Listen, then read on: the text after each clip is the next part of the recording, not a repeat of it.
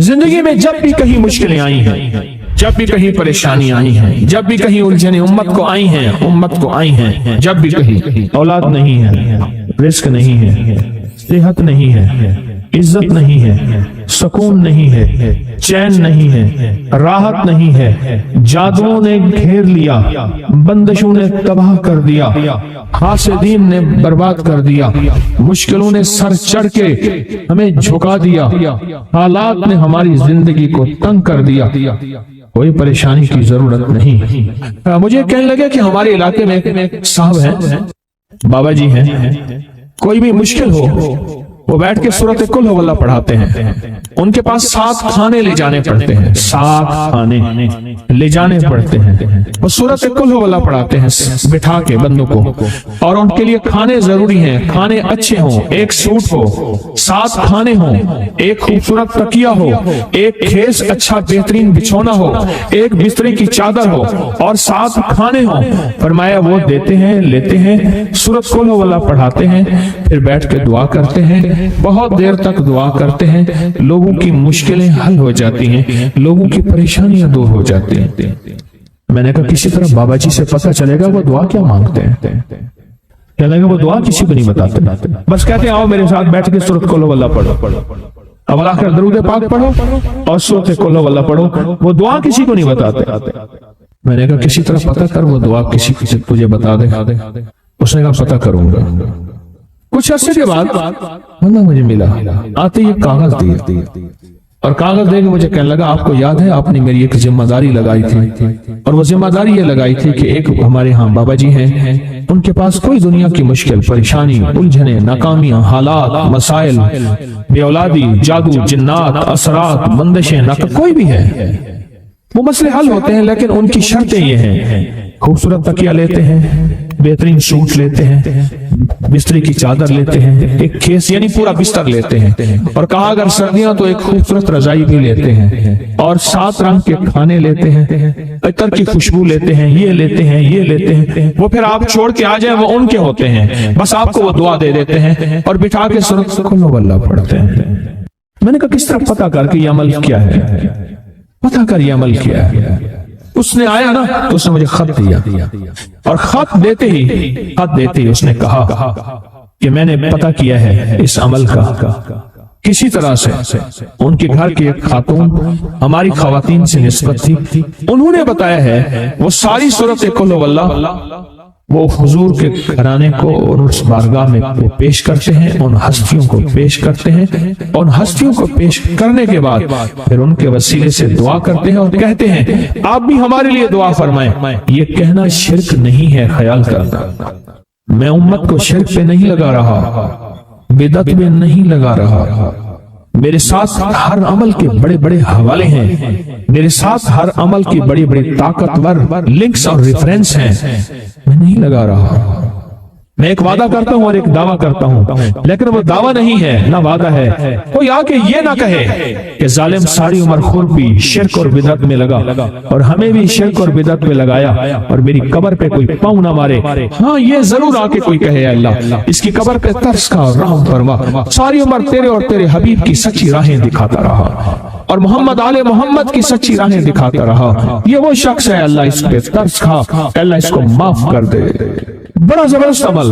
مجھے آ کے جب کاغذ دیا نا، کاغذ میں دیا تو انہوں نے کہا کہ خواتین کے ذریعے ہمیں جو پتہ چلا، اور وہ پتہ یہ چلا کہ موصوف حضور کے گھرانے کو یہ ساری سورۃ اخلاص، ساری سورۃ کل ہو اللہ، یہ درود، یہ عمل ہدیہ کرتے ہیں، اور حضور کے گھرانے کو ہدیہ کر کے پھر ہماری مشکل کی دعا کرتے ہیں، اور بہت گڑ گڑا کے دعا کرتے ہیں، اور پھر ان کو ہدیہ دے کے عرض کرتے ہیں آپ بھی ہمارے لیے دعا فرمائیں، اور بہت دیر تک پھر آمین کہتے ہیں، آمین۔ اور اس تصور کے ساتھ، یہ تصور ذرا غور سے سنیے گا توجہ سے، اس تصور کے ساتھ کہ وہ ہستیاں میرے لیے دعا کر رہی اور میں آمین کہہ رہا، اور اللہ کی بارگاہ میں ان کی دعائیں قبول ہو رہی، اور اللہ کی عرشوں پہ دعائیں پہنچ گئیں، اور جبریل لے کر چلے گئے، اللہ کے حضور دعا رکھی گئی، اور اللہ نے اپنی طاقت اور قدرت کی مہر اور قبولیت کی لگا دی۔ کہا یہ عمل ہے، ان کو ہدیہ کرتے ہیں، میں پھر دوہرا رہا ہوں، غور سے سنیے گا،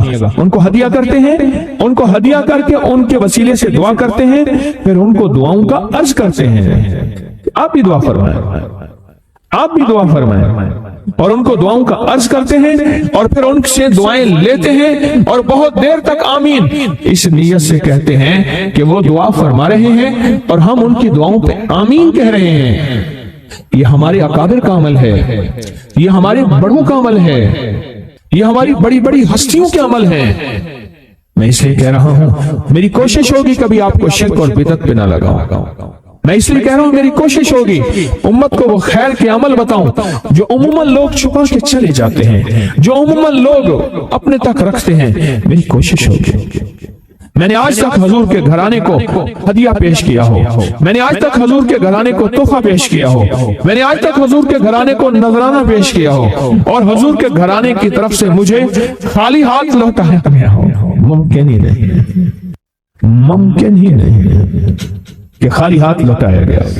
حضور کے گھرانے کے ساتھ ساری کائنات کی محبتیں ہیں، حضور کے گھرانے کے ساتھ ساری کائنات کا تعلق ہے۔ اور یاد رکھنا، انسان بعض اوقات اپنا غم برداشت کر جاتا ہے، اپنی اولاد کا غم برداشت نہیں کرتا، اور بعض اوقات اپنے معاملے میں معاف کر دیتا ہے، اولاد کے معاملے میں بہت غم دل کو کھا جاتا ہے۔ میرے حضور کے گھرانے کو جو ہدیہ دے گا، میرے حضور کے گھرانے کو جو تحفے دے گا، میرے حضور کے گھرانے کو جو اعمال دے گا، حضور کے گھرانے کو یہ ہدیے، یہ اعمال، یہ تحفے زندگی بھر اس کو سرنگوں نہیں ہونے دیں گے، زندگی بھر اس کو ناکام نہیں ہونے دیں گے، اور زندگی بھر اس کو کامیاب۔ 2 تسبیح صبح، 2 تسبیح شام سورۃ اخلاص کی، 2 تسبیح صبح، 2 تسبیح شام سورۃ اخلاص کی آپ پڑھیں، آپ پڑھیں، اور پڑھ کے ان ہستیوں کو ہدیہ کریں، ہستیوں کو ہدیہ کریں، حضور کے گھرانے کو ہدیہ کریں، اور حضور کے گھرانے میں حضور کی بیویاں، حضور کی بیٹیاں، حضور کے بیٹے، حضور کے داماد، حضور کے نواسے اور نواسیاں، یہ حسن اور حسین جس کو حسنین کریمین کہتے ہیں، حضور کے نواسے ہیں، یہ حضور کا گھرانہ ہے، ان کو ہدیہ کریں۔ اپنے مسائل کو حل ہوتا دیکھیں، اپنی مشکلات کو حل ہوتا دیکھیں، اپنی ناکامیوں کو ختم ہوتا دیکھیں۔ سالہ سال سے یہ عمل بتا رہا ہوں، سالہ سال سے یہ عمل بتا رہا ہوں۔ میں نے تو جس کو دیا ہے زندگی میں اس کو کامیابی ملی ہے، میں نے تو جس کو دیا ہے وہ زندگی میں ناکام نہیں ہوا۔ اللہ کے ولیوں نے اپنی کتابوں میں ایک بات لکھی ہے، ہم نے جب بھی اس دعا کو پڑھا اللہ پاک جل شانہ نے اسے فوری عطا فرمایا۔ اللہ نے آج تک اس دعا کے مانگے کا رد نہیں فرمایا۔ ایک واقعہ ہے حضرت علی کرم اللہ وجہہ کا، حضرت علی ایک سفر میں، تجارت کے سفر میں تشریف لے گئے، سفر تجارت میں آپ تشریف لے گئے۔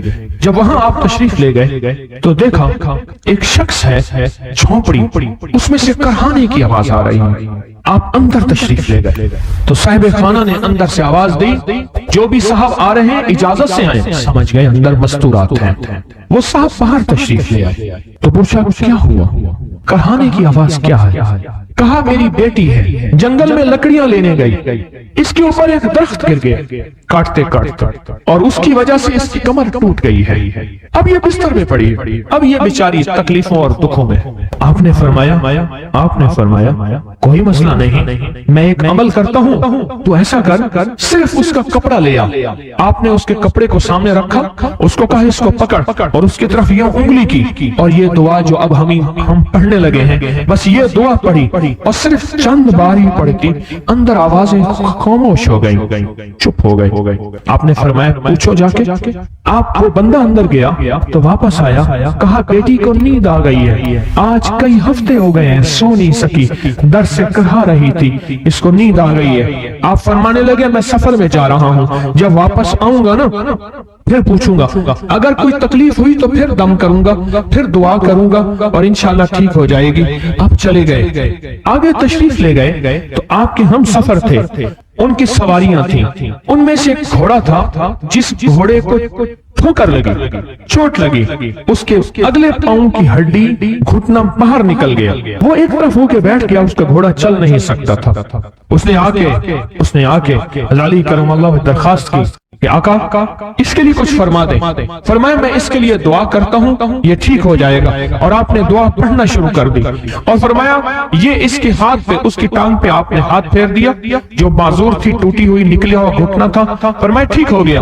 اور قافلے والوں نے دیکھا وہ گھوڑا سب سے آگے تھا, سب سے سبق رفتار تھا اور سب سے لاجواب تھا. آگے ایک جگہ تشریف لے گئے تو قافلے کو پیاس لگی, پانی کی ضرورت تھی. کنواں دیکھا تو کنواں خشک تھا. آپ نے فرمایا کوئی بات نہیں, یہ دعا پڑھی اور دعا کو پڑھ کے اپنا لعاب کنویں میں ڈال دیا. فرمایا کنویں میں پانی کا ایک جوش اٹھا اور پانی اٹھا اور منڈیر سے باہر نکلا.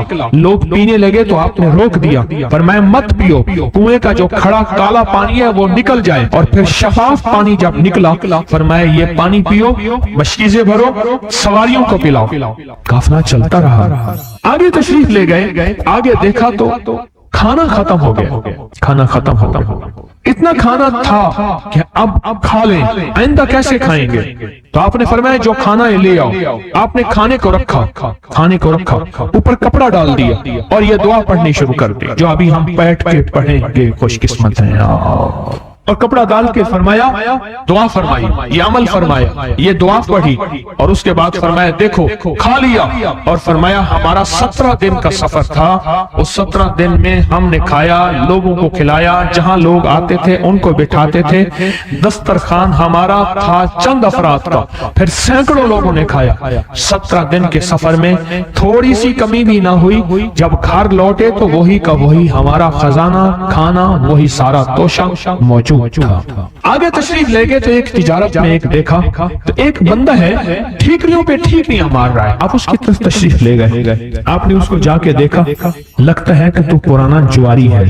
اس نے کہا جوا کھیلتا تھا, سب کچھ ہار بیٹھا ہوں, ہر چیز زندگی ختم ہو گئی ہے. آپ نے فرمایا اچھا ایسا کر توبہ کی نیت کر لے, اللہ سے توبہ کر لے, اور پھر میں تیرے لیے دعا بھی کرتا ہوں, عمل بھی کرتا ہوں. تو ایسا کر پتھر پہ پتھر مار, تیرا ہر پتھر سونے کا بنتا جائے گا. آپ بیٹھ گئے. اس نے ویسے ہی پتھر پہ پتھر مارا اور جیسے بیچارہ بے بسی کی حالت میں پہلے مار رہا تھا, آپ نے دعا کرنی شروع کر دی, یہ دعا پڑھنی شروع کر دی. اور دعا پڑھتے پڑھتے دیکھا تو لوگوں نے پتھروں کی شکلیں بدلنا شروع ہو گئی, اور جو پتھر بھی اس کے ہاتھ میں آیا تھا وہ سارے پتھر سونے کے بن گئے. آپ نے سارا سونا اس کو دیا, چل پڑے. سفر میں آگے جاتے جاتے دیکھا کہ ایک شخص ہے, اس کے ساتھ ایک بچہ ہے, ایک بوڑھی عورت ہے, ایک بوڑھا گدھا ہے, اور وہ سارے پیدل چل رہے ہیں, گدھے کو سواری کو ساتھ لیے ہوئے. تو آپ نے پوچھا کیا ہوا. انہوں نے کہا ایک سانپ ہے جو اس گدھے کے پہ مسلط ہے, اس سامنے بیٹھا ہے, وہ نیچے نہیں اتر رہا. ہم نے مارنے کی کوشش کی ہے, اس کی پھونکار سے عصا جل جاتا ہے. اور جلا ہوا عصا دکھایا, ڈنڈا جلا ہوا دکھایا کہ پھونکار سے ڈنڈا جل جاتا ہے. وہ مسلط ہے گدھے پہ, ہم پیدل چل رہے ہیں, منزل پہ ہے, سانپ مسلط ہے, اس کا کوئی حل نہیں. آپ نے فرمایا اس گدھے کو اس جھاڑی سے, اس درخت سے باندھ دو. اور باندھ کے آپ قبلہ رخ ہوئے اور یہ دعا پڑھنی شروع کر دی. اور فرمایا پھر دوسرے رخ ہوئے اور یہ دعا پڑھنی شروع کر دی. اور تیسرے رخ ہوئے اور دعا پڑھنے کے بعد آپ نے اس سانپ پہ پھونک مارا. سانپ چونٹی بن کے چھلانگ لگائی اور غائب ہو گیا. تو انہوں نے پوچھا آقا یہ کیا تھا. فرمایا یہ تمہارے اوپر ایک دشمن جن مسلط تھا جو کہ تمہاری جانوں اور عزتوں کا لٹیرا تھا. آخرکار آپ کے غلام نے آپ سے پوچھا آقا اگر آپ یہ دعا ہمیں سکھا دیں, چشمہ فیض سے گرے اشارہ ہو جائے, چشمہ فیض سے گرے اشارہ ہو جائے, لطف ہو آپ کا اور کام ہمارا ہو جائے. آئیں بسم اللہ کر کے اس دعا کو پہلے سنتے ہیں. یا وہاب حبلی من نعمت الدنیا والآخرہ انکا انت الوہاب.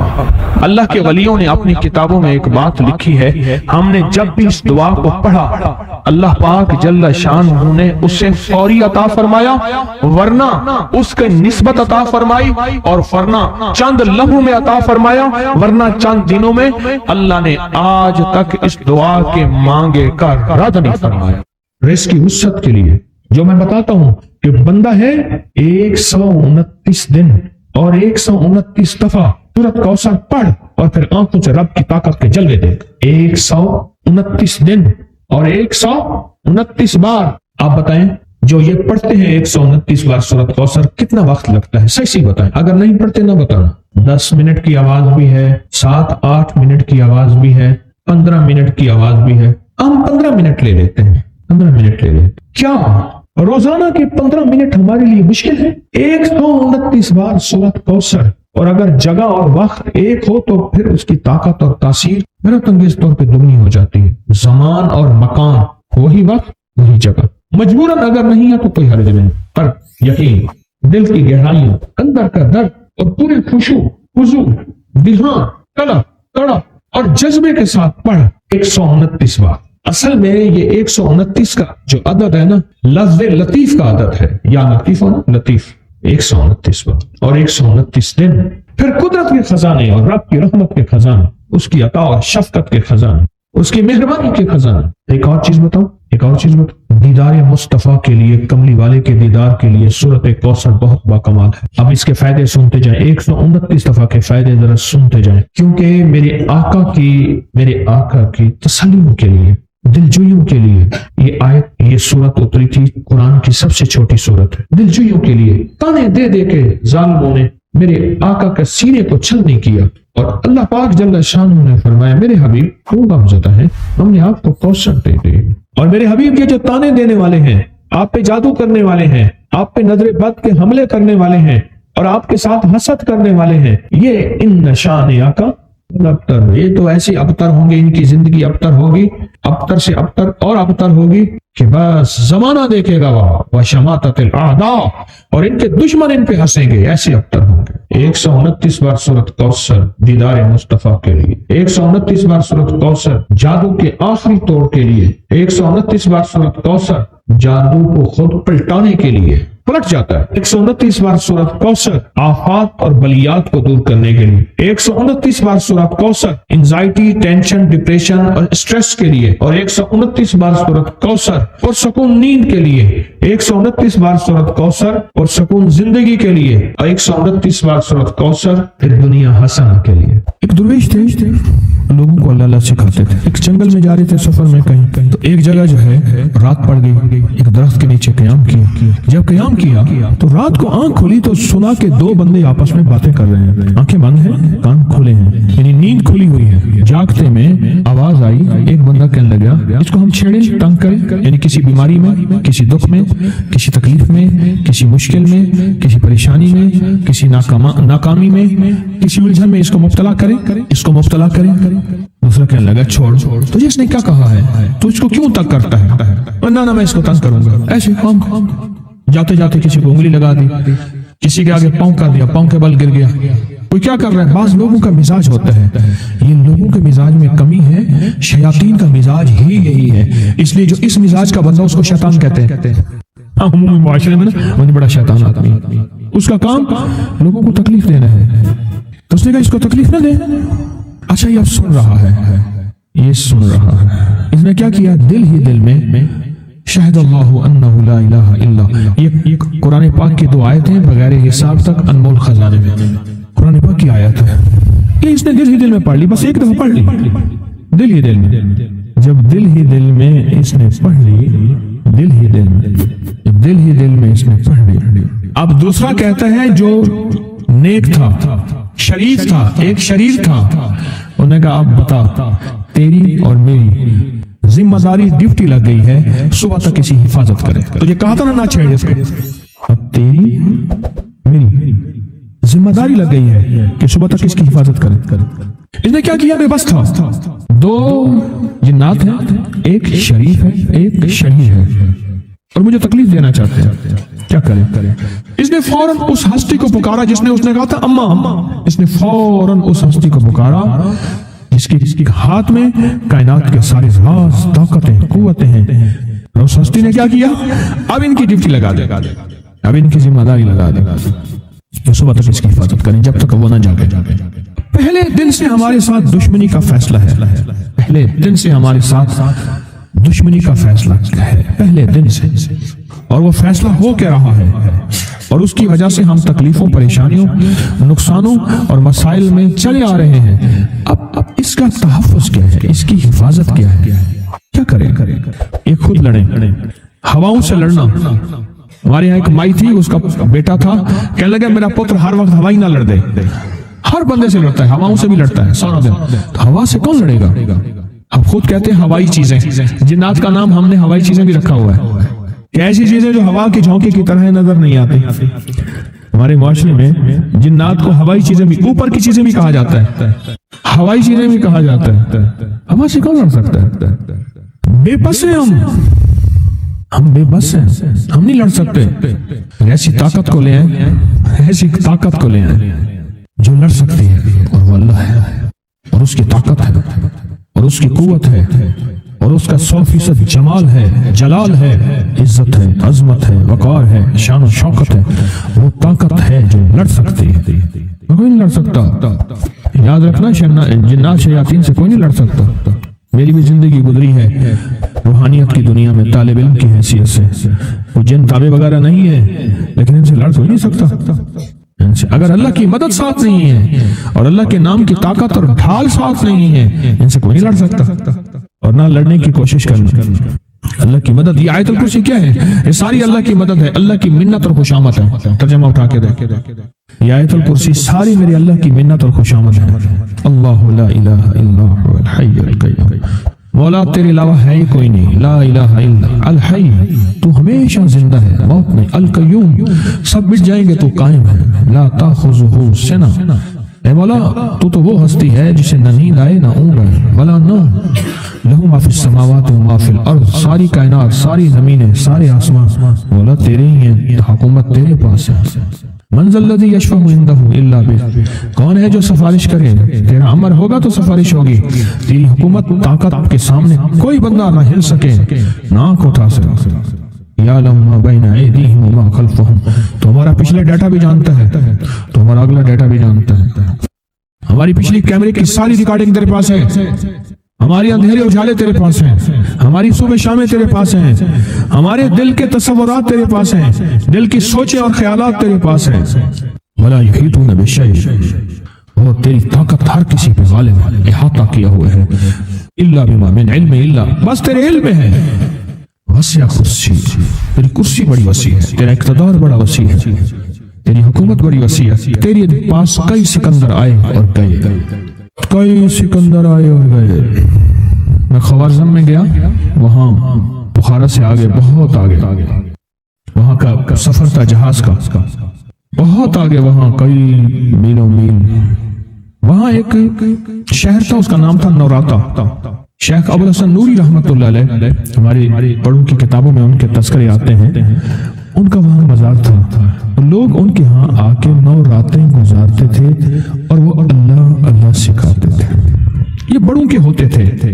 جیسے سال کے بعد, یہ بھی آج راز بتا دوں, سال کے بعد بزرگ ہر کونے, ہر کریے, ہر گوشے میں نکل جاتے تھے, لوگوں کو اللہ اللہ سکھاتے تھے.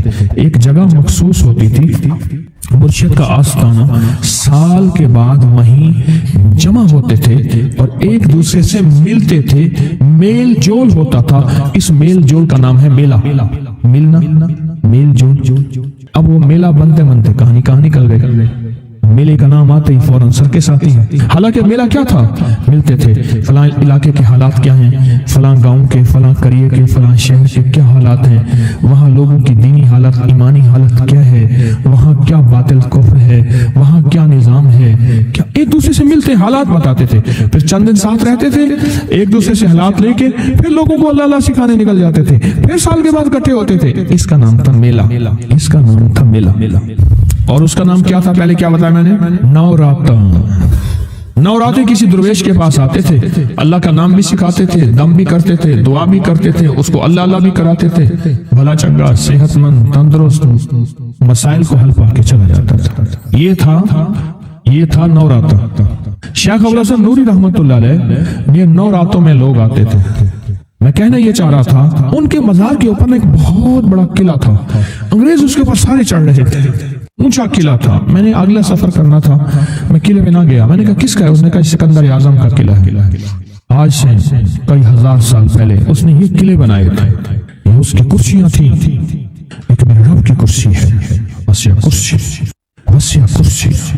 सिकंदर के किले हैं, सिकंदर कहाँ कहाँ आया, नगोरे सिकंदर न रही कब्र दारा, नगोरे सिकंदर न रही कब्र दारा, मिटे नामियों के निशान कैसे कैसे, जमीन खा गई आसमां कैसे कैसे, न गुल है न गुंचे न बूटे न पत्ते, हुए बाग नजरे खिजां कैसे कैसे, हर एक दिल पे है दाग नाकामियों के, निशान दे गया बेनिशान कैसे कैसे।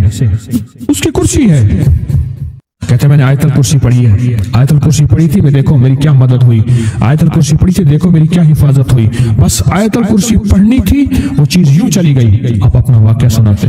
वो आयतल कुर्सी बुनियादी तौर पे मेरे रब की सारी मिन्नत और खुशामत है। वहुवल अलीयुल अज़ीम, मौला तेरा उलुल अज़्म अज़मतें और तेरी किबरियाइयां मैं बयान नहीं कर सकता। यहाँ बंदा आके ना ऐसे हाजिज आके हाथ बांध जाता है कि बस मेरी बस हो गई है, मैं तेरी अज़मतों को बयान नहीं कर सकता।